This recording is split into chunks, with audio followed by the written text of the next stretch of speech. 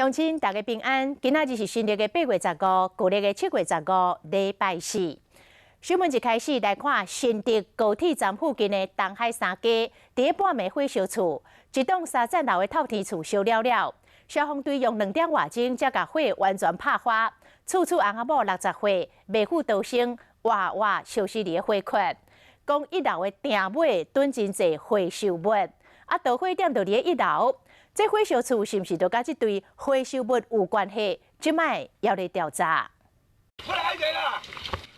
水线救咧冲入内底，因为规间人家厝强要烧了去啊！消防队员赶紧为别个所在做伙拍火。规间厝拢着火，消防队员冒险入去，伫塔门边啊拍火，真危险。上去了，上去了！半暝12点17分，火烧厝，这个火炭了真紧。消防队员赶到位的时，这间伫竹北市东海三街3层楼高的透天厝，规栋拢着火啊！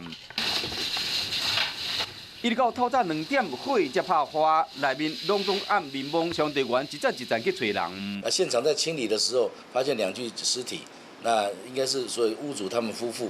第3楼发现一对阿伯遗体，差不多60几岁，因拢有重度残障手册，面孔拢真重，平常时生活真单纯。厝边讲，进入一暝10点有看因转去。捡回说其他他都没有，他就是他自己。店有真侪火烧的物件，导火点嘛是伫1楼，可能是因为杂物伤济，导火时才会造成悲剧。